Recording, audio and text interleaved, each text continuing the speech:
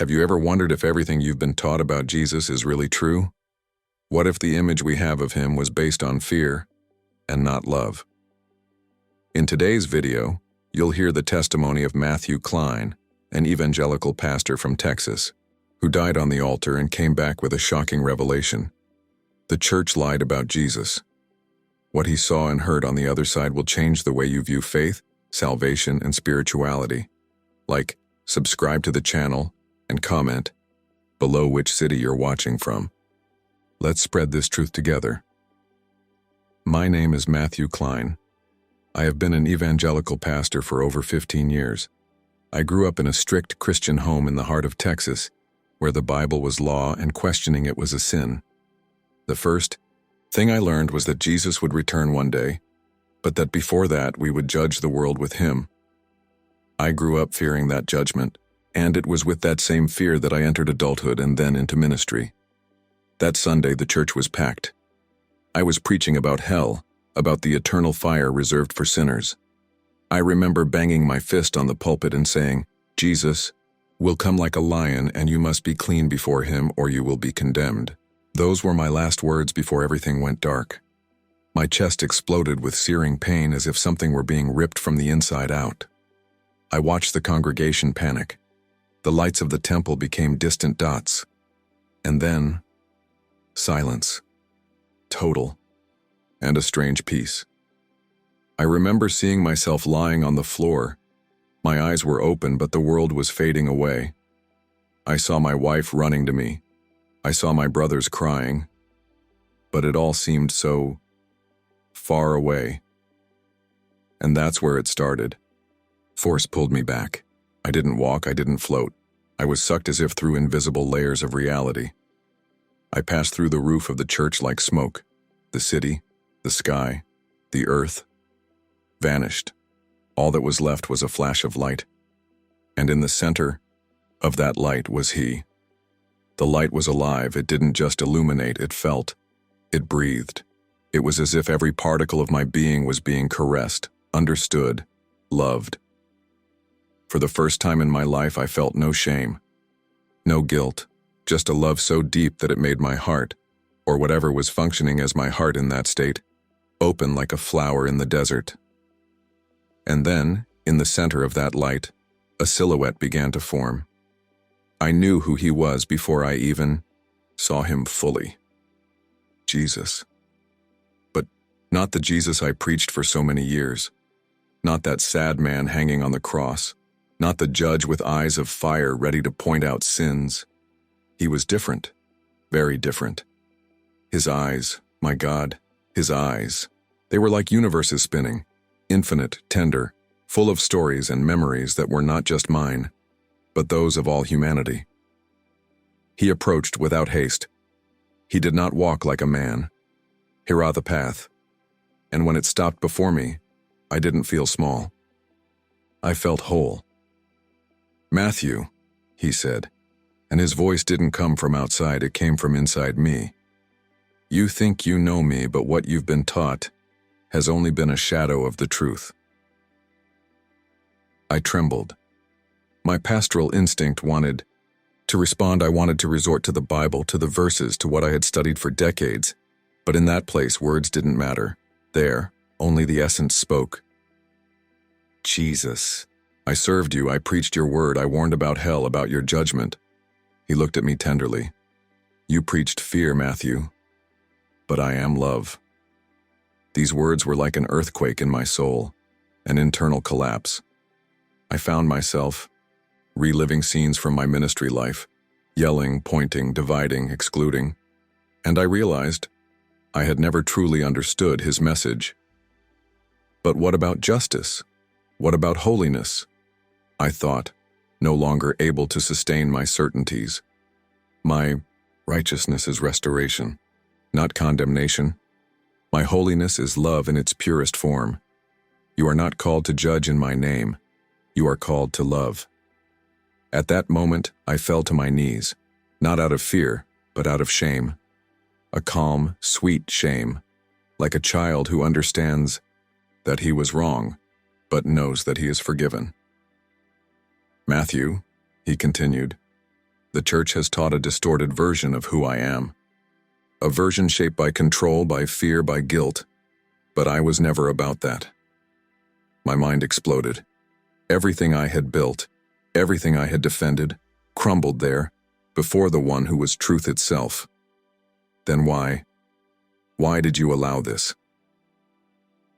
Jesus smiled, a smile of peace that cannot be described, because truth cannot be imposed. It can only be lived and awakened, and now you have awakened. And then he showed me what was to come. Jesus raised his hand, and in that same instant, everything around us changed.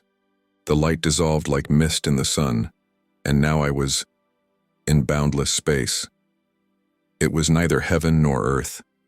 It was something in between, like an expanded consciousness, where thoughts became reality, and truth didn't need to be explained.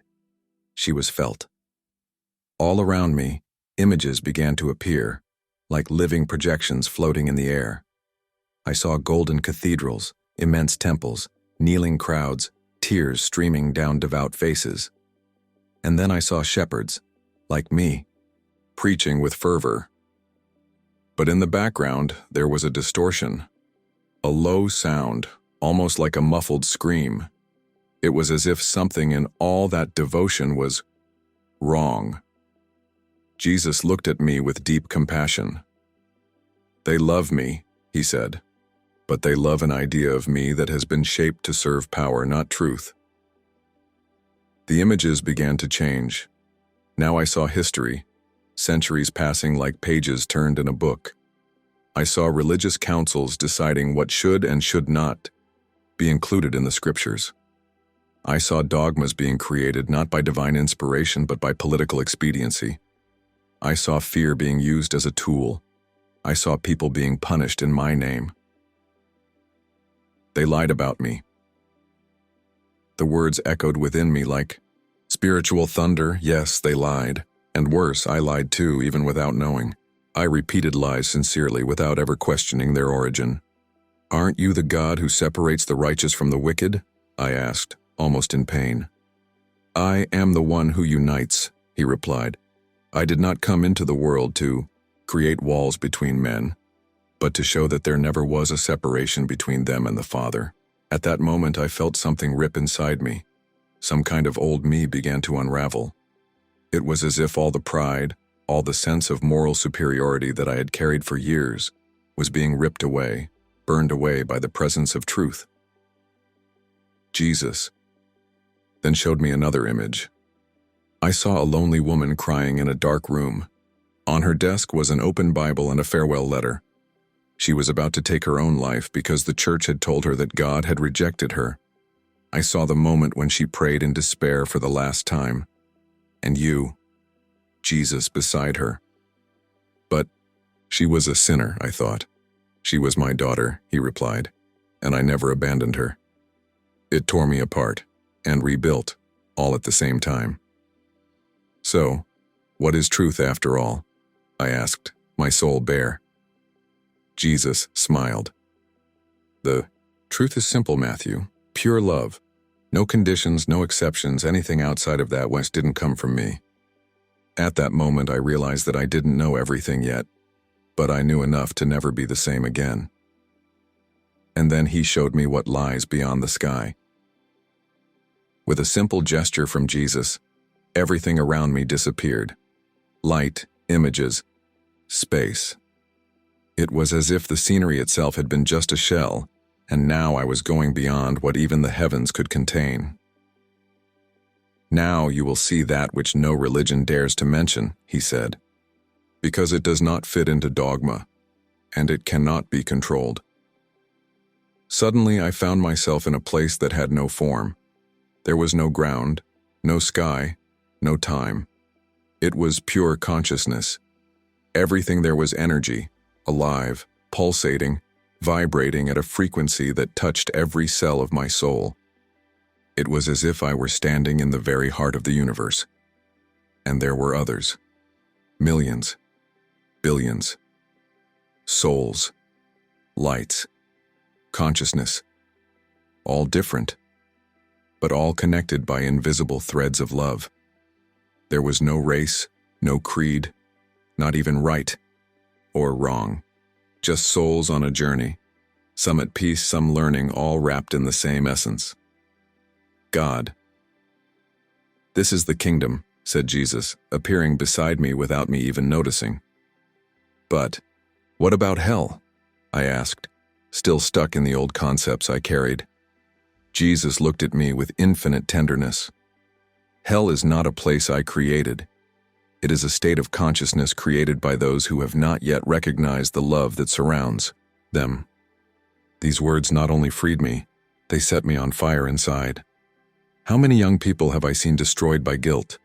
How many LGBTQIA+ people have I seen rejected in the name of God?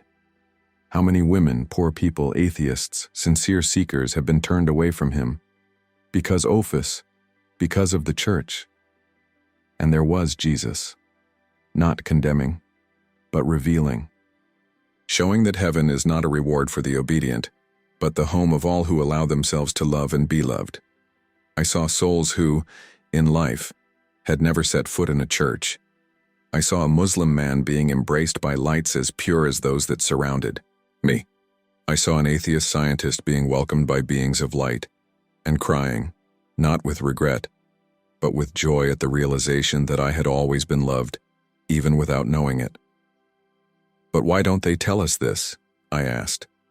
Jesus answered, "Me sadly, because love doesn't give power. Fear does."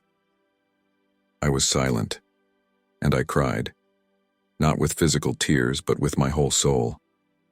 It was as if centuries of lies, divisions, holy wars, and intolerance were being washed away in that moment.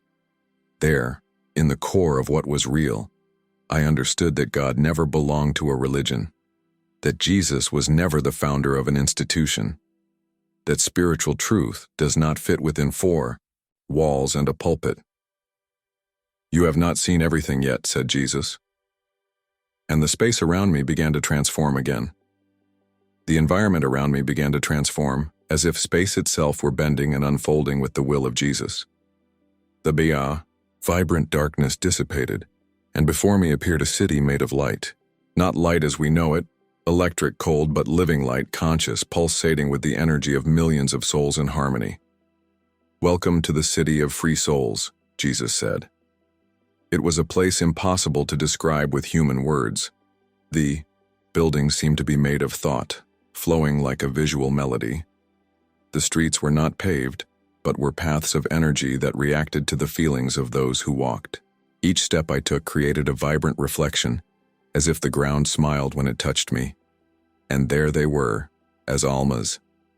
Men, women, children, old people, beings of all shapes, sizes, and cultures, some in ancient garb, some in modern clothes, all radiant. Some were recognizable, others seemed almost ethereal, as if they had already transcended any earthly identity. Jesus led me through the streets of the city. There was no fear. There was no rush, just love. Love so thick and so present that it seemed to have weight. I breathed it. It was in everything. "These are the awakened ones," he said. "Some came by religious paths, others by science, art, pain, or silence, but all came to the same truth.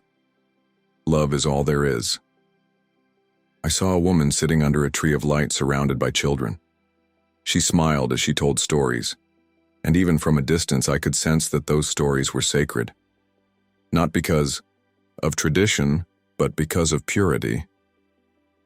Jesus explained to me that she had been rejected in life by her people, accused of witchcraft. But here, she was spiritual teacher.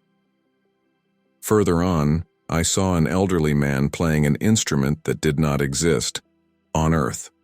Each note he played transformed the environment, creating colorful waves that intertwined with the emotions of those who passed by. Jesus told me that he was a former African priest who had been condemned as a heretic, but who now taught through music what had previously been silenced out of fear. And then I saw something that left me completely speechless. A temple. But this one was not like the ones we build on Earth. It had no walls, no roof. It was made of pure consciousness, Everyone who approached it had a different experience, because the temple molded itself to the truth of each soul. I saw a Hindu who saw the temple as a lotus flower, a Jew who saw him as the light of the menorah, an indigenous person who saw him as a big fire. And every vision was true. Neither canceled out the other. Jesus looked at me. Do you understand now, Matthew? Truth is many in form, but one in essence. It is not in labels, but in the heart that loves. I was in shock. How was it possible that I had spent my entire life defending that only my path was the right one? Because you learned to defend an idea of me, he said, but now you have found me. The city of free souls slowly disappeared into the horizon, and a new revelation was about to happen. As the city of light disappeared behind us, I felt something deeper approaching. The vibration around us changed. It became denser, quieter. It was as if we were entering the center of a secret. Jesus looked at me and said, "Now you will see what men have hidden, and why." I felt as if my spirit was passing through layers of reality, like pages of a cosmic book being turned at high speed. Suddenly everything stopped. We were standing in front of a colossal structure, but it wasn't made of stone or metal. It was made of spiritual memory. It floated in space with columns that pulsed like veins of living light. This is the library of the Spirit, Jesus explained. Here are stored all truths, including those that have been erased from the earth. We went in. Inside the library, there were no books as we know them. They were energy vortices, each containing forgotten wisdom. All I had to do was get closer for it to reveal itself. Jesus led me to a golden vortex that seemed to whisper my name. When I touched it, I was engulfed in a vision. I saw a man of simple appearance, dressed as in ancient times. He was the real Jesus, surrounded by people of all colors, of all beliefs. He did not talk about religion. He talked about love, forgiveness, freedom. He did not demand faith in exchange for salvation. He freed people from the idea that they needed to be saved. And then I saw what happened after his death. I saw men gathered in great stone rooms, religious and political leaders. I saw them discussing which parts of his teachings would be kept and which would be discarded. I saw texts being torn up, sentences being changed, ideas being domesticated. One of them said, "If the people know that God is within them, who will obey us?" And there it was, the lie, the birth of a new religion, not that of Christ, but that of control. I came back from the vision trembling. I fell to my knees, speechless. Jesus came closer, placed his hand on my head and said, "They said I came to found a church, but I came to free souls." Spiritual tears streamed down my face, not of despair but of wake up. I had devoted my life to preaching a watered-down, molded, controlled version, and now I knew the original. But if that truth comes out, I began to say, Jesus completed. Many will resist, because fear is still comfortable for those who have not learned to love. So what am I supposed to do with this? I asked, already feeling that this revelation was also a responsibility. You will show, not with words, but with your life. He walked away, and the library vortex began to close. And I knew it was almost time to go back. As the spiritual library disappeared before me, I felt something different in the air, like a call to action. Jesus had left, but his presence remained alive around me, as if permeating everything that existed on that plane. The surroundings were now an open field, covered in golden grass that swayed with my breath. In the background, an endless horizon, and in the center of this scene, a door of pure energy appeared before me. It pulsed, alive, warm, intimate. I knew without anyone telling me that was the return ticket. I felt a knot form inside me. How to choose to leave all that behind? Peace, love, the absolute truth.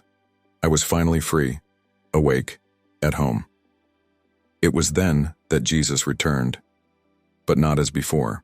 Now he was like the very light of the place, blending in with everything, omnipresent.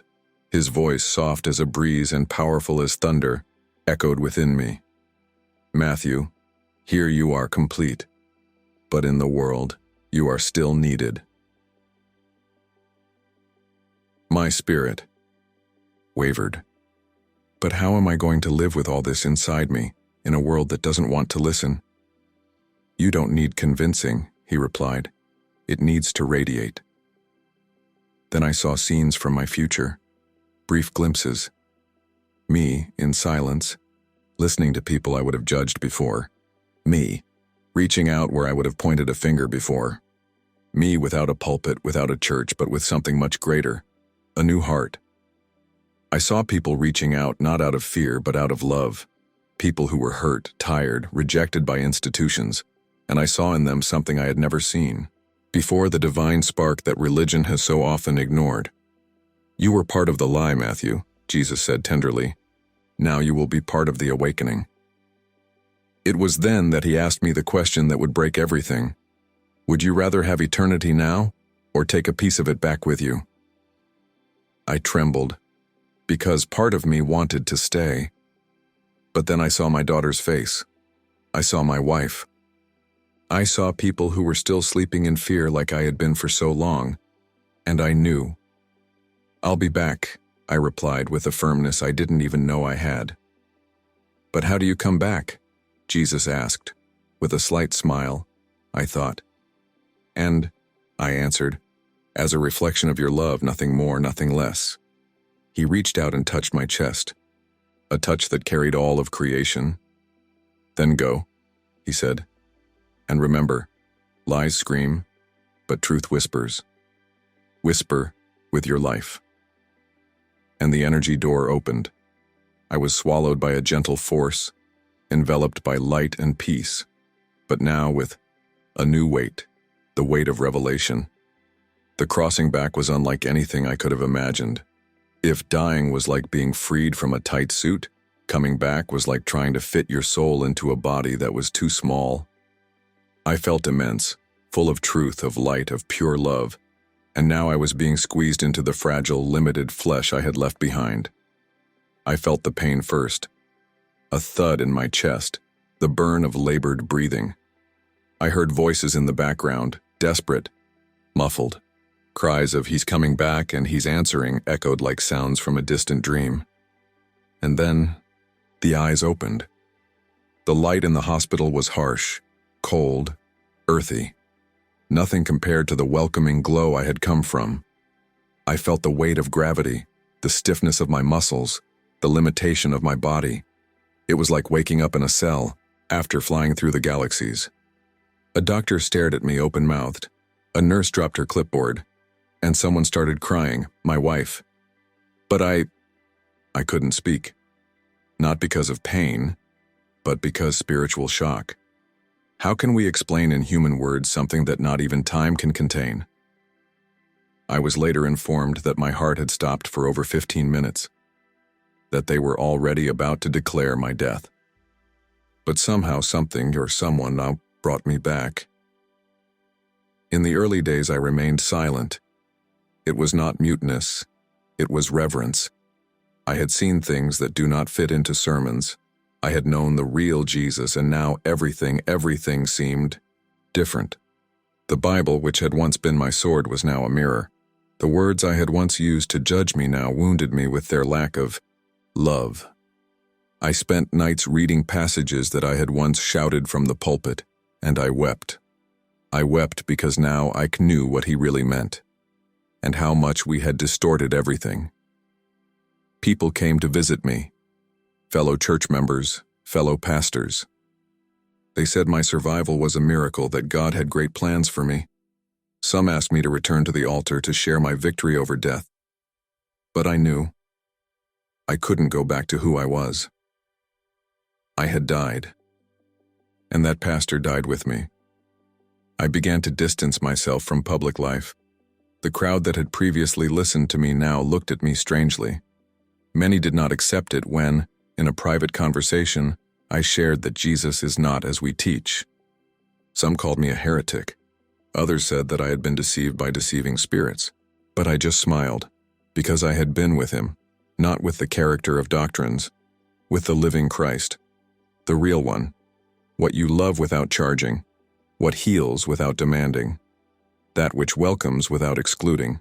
Coming back was like being born again, but unlike anything I've ever seen preached. And there was still something inside me that I needed to fulfill. The months that followed were spent rebuilding, not of the body, but of the soul. Every day, I felt like I was learning to live all over again. Eat, walk, talk, look at the sky. Nothing was banal anymore. Everything carried a hidden purpose, a subtle vibration that had previously gone unnoticed. But now I saw everything. I saw God in the face of the stranger in the supermarket. I saw Jesus in the eyes of a young woman who was thrown out of the church for loving another woman. I saw the Spirit in the laughter of Muslim children, in the hands of an irreligious man who fed a street dog, in the Buddhist lady who watered flowers and smiled at the wind. I began to understand what Jesus meant by whisper with life. I no longer needed a pulpit. I no longer needed memorized verses. The truth was in the silent actions, us welcoming looks, in the words that don't hurt, us gestures that heal without making noise. I started writing, not as a pastor, but as someone who has returned. I created a secret diary where I wrote down everything that still vibrated within me from that other reality. He wrote not to teach, but to not forget. Each page was an attempt to not let the world numb me again. I received invitations to testify at churches. Most declined after hearing my full story. Are you saying that Jesus doesn't condemn anyone? Are you suggesting that all religions can lead to God? That sounds like dangerous relativism. And I just said, I'm saying he told me that love is the only thing that matters. The rest, we invented it. Some hated me for it, others walked away. A few cried, and of those many also began to wake up. I am no longer a preacher. I am no longer a spiritual authority. I am an echo of what I saw, of what I lived, of what went through me. And the most impressive thing was realizing that the more I lived this truth, the more subtle miracles happened around me. A young man who would give up on life and decides to continue. A woman who forgives her son after years. An atheist who tells me, I don't believe in God, but I believe in what you made me feel. These were my new sermons, not in words, but in presence. Understood that this was my mission, not to change the world, but to let the truth that I saw in heaven touch it through me. Without noise, without applause, without power. Jesus didn't send me back to create followers. He sent me to be a reflection, and that's what I try to be. A reflection of the love that doesn't judge, of the light that doesn't shout, of the truth that doesn't need defense because lives within every soul that dares to love without fear. Today, as I look back, I realize that my death was my real birth. No matter how many years I had lived before, it was at that exact moment when my heart stopped and my soul left my body that I was truly born. I was born for the truth. I was born for love. I was born for what no one taught me, because most people are afraid to remember.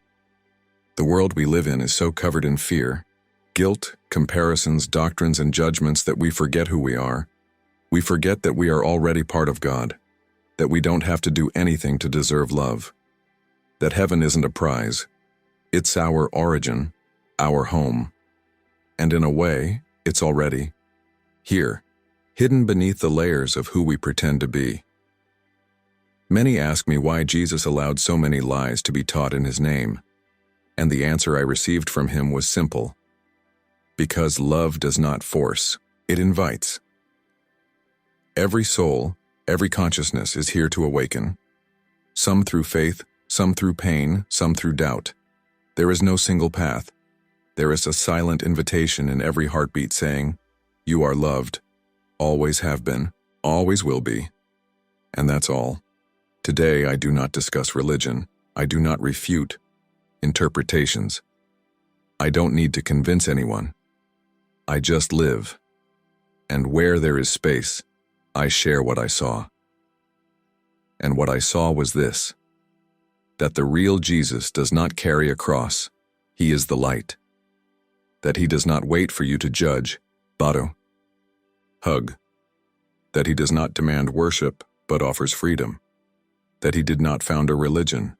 He dissolved the walls between the human and the divine. As I write these words, I feel him here with me. Not as a vision, but as a presence that pulsates deep within my soul. He promised me that he would never leave me, and didn't leave. Maybe my story sounds absurd to some. Perhaps others will say it was a hallucination, delirium, delusion. But those who have already touched the truth, even if only for a second, in a moment of deep love and a look of forgiveness, in a sincere embrace, and will recognize what I'm saying, because it tastes like soul. Even when the mind resists. My name is Matthew Klein, and I died on the altar of a church to be born on the altar of truth. I saw Jesus face to face, and he was not as they told me. He was infinitely better.